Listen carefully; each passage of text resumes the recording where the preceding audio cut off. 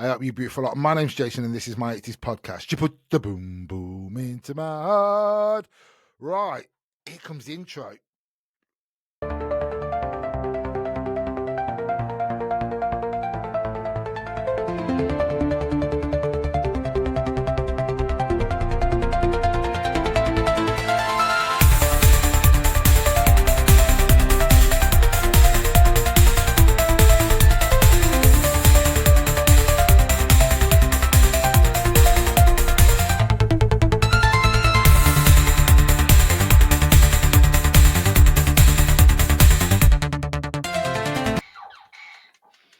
Oh, well, that was quick.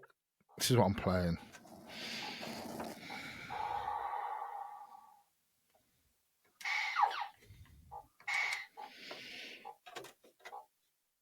Right, welcome back. Take a good look at this. This episode is with the amazing Karen, and it's I've named this episode Yours 80's. So basically, it's all about you. So what was your obsession in the 80's? So whatever you was obsessed with, what you know a lot about. So I will get some information and I will question whatever you want to talk about. I'll give you some questions about the topic that you've chose. And this one at the minute, Karen chose the police. So this is me interrogating that one. I haven't got a clue. This is me having a chat with Karen and giving her some info and getting some great feedback about the 80's and the police that she was obsessed with growing up. And she was pretty good. So please take a look at that.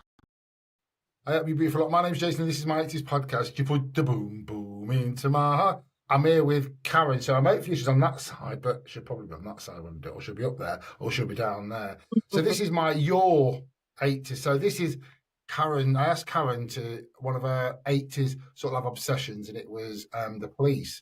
So I've got some facts as well about the police that I had no idea. So the band, I didn't know, the Police was known for their new wave sound, were named by Stuart Copeland. See, I who wanted a provocative name that capitalised on the brawls between punks and law enforcement during at the time.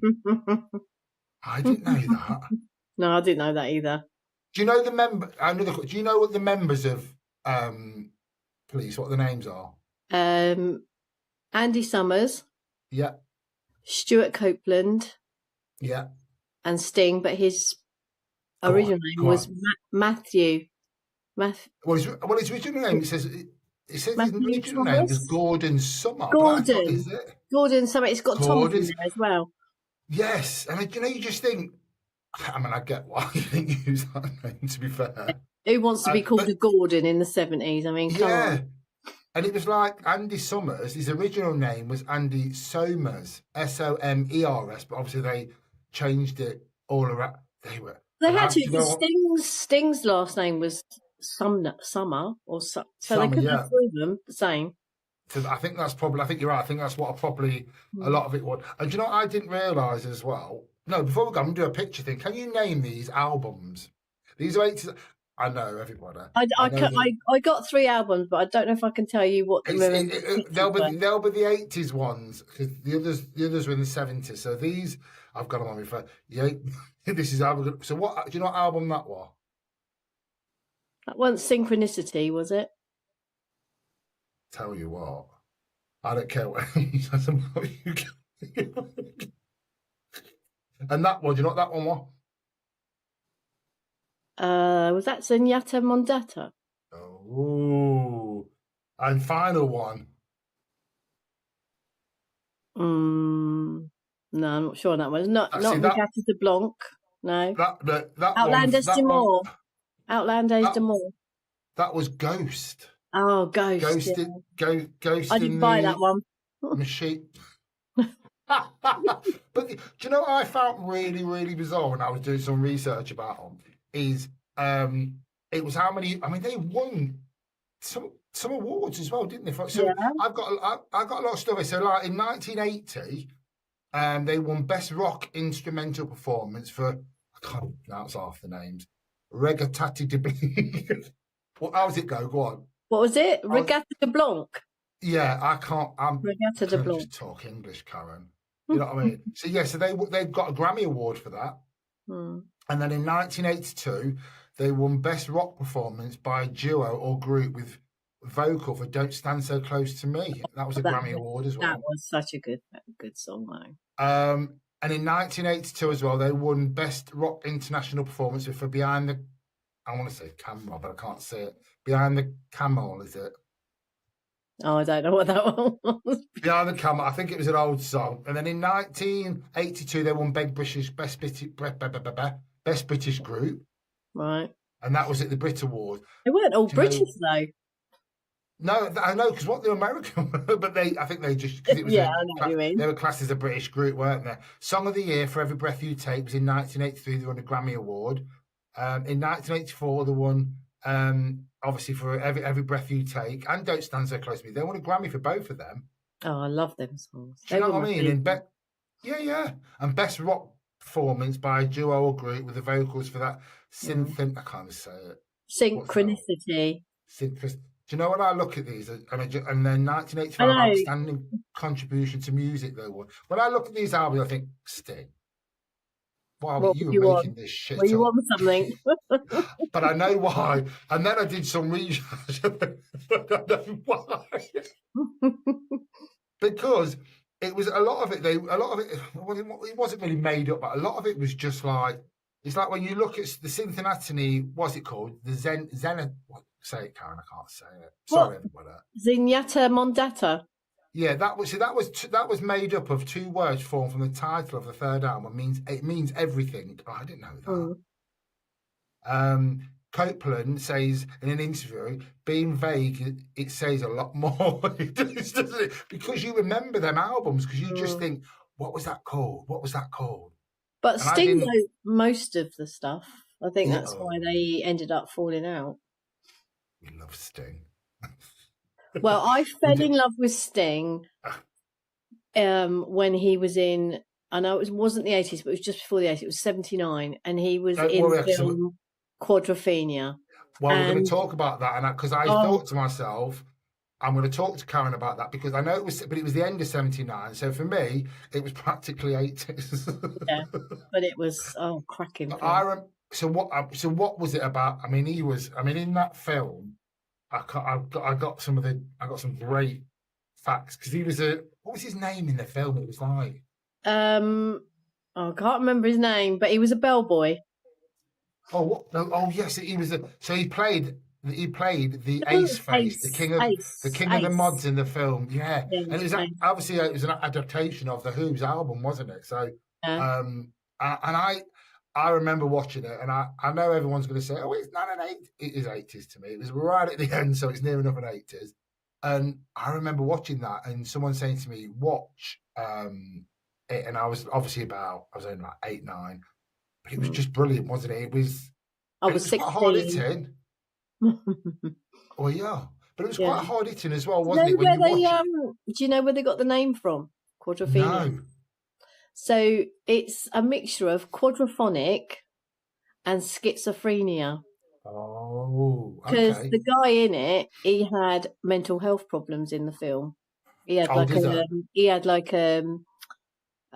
was it called? Like identity disorder, and he was always popping pills and stuff. And I think they put the two words, and quadraphonic was to do with the music, because they were quadraphonic at the time was trying to do surround sound speakers. Oh, okay. And so let's try and do that, weren't it? So they just put the two words together and come up with quadrophenia. Do you know what? Great. I always remember the bites. That's all I remember, is because I remember talking to people years ago and that were a bit older. Like Steve's mum was saying, she used to have one of them little bikes. Do you know what the women had in it? These little tiny scooters, the little scooters. Yeah. She said, and I always remember her saying it was just heaven. She said, we loved, you could just get on it, put your helmet on. I mean, it was a bit different. A lot of people didn't, but we did. She said, and just used to be able to go anywhere to like all the different, like Brighton or wherever they wanted to go, you know, like all the different seaside places. She went, and it was just great. She goes, and obviously there wasn't as much traffic that there is now on the road, because you literally, I guess, was it not that? She went, no, there was hardly anything on the road like there is now. But she remembers that, and she remember. I mean, and I always remember the film, and there was a lot of fight. Was there fight? There was a lot of fighting in it, There was wasn't a there, big as well? fight, yeah, big fight on the beach. Bit of And I always SEX. remember, yeah, and I love, and I always remember, you know, like as a 9-year-old, when you hear them swear, I mean, swear words, they're great. They're great to you, aren't they? When you're about 10 years old. But I have to be honest, I did. It was one of my.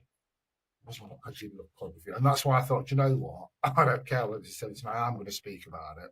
Another one I wanted to speak to you about. So do you know, like, so this is a question. The subject matter for the police song "Don't Stand So Close to Me" was inspired. I mean, you might not get. I didn't. I was. I mean, this took a lot to find. Me was inspired by what novel? So I'll read you out the novel. So A, The Thornbirds; B, Delta the Venus; C, Of Mice and Men; or D, Lolita. That's it. Lalate. I That's would have it. said it was probably the first one because he went with a young girl in the Thorn. It was Lolati. I can't even say the word. Oh, And the reason that is because the song explores the theme of a forbidden relationship between a teenager and a student, hmm. and that was controversial thing. And that was a controversial thing in that novel. I mean, I didn't. I have to be honest. I didn't know Did any of say that. that before, didn't we? In another chat, we said how bad the connotations of that song was. But I didn't realise it was from like a novel because then I did some more research because I was coming on to talk to you about it. And the novel is a little bit, to be honest, when you read a little bits of it, you could see bits. It was a bit like watching the video, to be fair. Oh, So I understood, yeah. So I understood where they got that sort of like, yeah, you know what I mean, that sort of like feeling from yeah, um, that song. But I mean, I have to be honest. I remember in the 80s, obviously because my dad used to like those, but I remember especially, I mean, I know every breath you take, not every breath you take, Message in a Bottle was a bit early, it was like 78, 79. yeah. But that always reminds me of an 80s song, and I don't know why. I have no idea why. Whether it's because I was probably a bit more I was into music anyway, but I think when I come into like being 10, 11, which was the Yeah, 80s, you were still hearing them songs yeah, around, weren't you? yeah. Um, Still Well, hearing like, they went to about what 84 because yeah, they they did. weren't actually together with when Live Aid came. They weren't together as a No, no. group. Well, I didn't realize because they went for like little break, didn't they? They went like sabbatical break or something, and Mm, Sting went off and. I mean, I didn't realize Sting did quite a few films as well. yeah. In the 80s, he I did a used to few of them. forget that. I used to pretend he wasn't married though, Jay, because he ma- he married he Was it coming married to you? he made a married Trudy, He and did. he was with her a long time, but she was always in the background, so she wasn't at the forefront. So it was quite easy to forget because obviously he was the front man of the group, and I used to think, well, he's not really married because like she's He's never not. around, she's not, and I never saw her with him or anything. But I think they did that a lot, because he knew that his followers, he knew that his fans were probably young girls, so he Yeah, wasn't yeah. gonna, you know. But a lot of them then did like in the 80s, didn't they? With the like Mm, the police and all that, they tend not to have them in the. I don't know why. I mean, I do know why because it sells, doesn't it? If young, like I said, young girls, like yourself, thinking that they're single and they're yeah, available. It's that availability, isn't the it? way he acted Um, on stage as well, his stage yeah, yeah. presence. I mean, it was Did just you ever go and watch them live? no, and I wish I had. But I Do you say I know was what? 16. I was 16 when they came out, and so sort of late early 20s when they sort of finished. And you Um, always think, 'cause I always think that with some of the ones that I just think, God, I wish I'd have seen them, or I wish I'd have gone and oh, you know. yeah, But yeah. one of my first, I mean, I remember the first time seeing them was on Top of the Pops, um, and he was a handsome devil. He's not bad now. He's He still good, ain't. and Do you know when you see? he's kept his body well. He's kept Yeah, fit. yeah. He's got about And when you 7 see, kids, I think. is that's why he looks fit. He's got he's got a Karen, few kids. Karen, Hmm. you could have had some children with him if he'd have just left Oh, that Trudy alone at the back. Got oh, rid. Do well, you he know? got married twice, didn't he? I can't remember his first wife's name. Where were you then, second time? What were you up to? Mm. Don't say you got married yourself because I'm not having that as an excuse. And I've been friends with sometimes Sting's wife. as well. I know it sounds awful because they were a group, but I didn't really like the other two. because Stuart Copeland was a good guitarist, but he was a lot older. So he's about 20 years older than me. So he wasn't really. I didn't really want him. How old was Sting when he was? I didn't look at that. He's about 12 years older than me. He's about 72 now. Oh God! So when he was in the group, he would have been probably he would have been in his 20s. As a 16-year-old, it's one in a 26, 27. Yeah, I get know. that. Yeah. Do you know what I mean? And then Andy Summers, I didn't appeal to him. I just thought he was a bit scrawny and a bit, I don't know. I just didn't. So I forgot they were in the group. I used to just look at Sting and I'm like, like, just look at it. He's the one I want. He's the one I want. But that's a bit like other groups, isn't it? When you see other things and people just oming on the singer a lot of the time, don't they? Yeah, it goes with the territory of being a lead singer, isn't it? I mean, you're going to get the most. I completely. This is why I wanted to do this one-off thing, this one obsession, because it was really good for me as well. I mean, I knew a bit about the police, but I have to be honest, I didn't know how. When you do the research on it, you think, oh my God, yeah, I remember. You know what I mean? Especially. Do you know why it's called Sting? No. So in his he used to be in a band before he was in the police, and he used to wear a yellow and black stripy t-shirt, and one of the band members said, "You look like a bumblebee," and started calling him Sting, and it stuck. So it's as simple as that. But they're great names, aren't they? It's like you said. I mean, Gordon doesn't go down who well wants as to Sting, be called that? I wouldn't have fancied him if he was Gordon. Oh, you're shallow. It's all about a name then for you, is it? It's not about Sting. Oh, they are. But that, honestly, thanks ever so much, Karen. I was just doing a 15, 20-minute one, and that was absolutely brilliant. So I will speak to you soon, all right? Yeah. You take care. Bye. Bye. How brilliant was that? How amazing was that? Do you know what? This is why I love doing my 80s podcast, because I get to have some amazing guests on and then just be able to do some great 80s stuff on my own as well. And I just absolutely blows my mind. So please, if you want to follow me, Instagram, TikTok, it's not Twitter, I keep saying Twitter, X, Facebook, YouTube. Follow me on YouTube for some great episodes, on Spotify, an audio version, go on to Apple as well. And please, have a great day, you beautiful lot. Y'all come back now. You hear?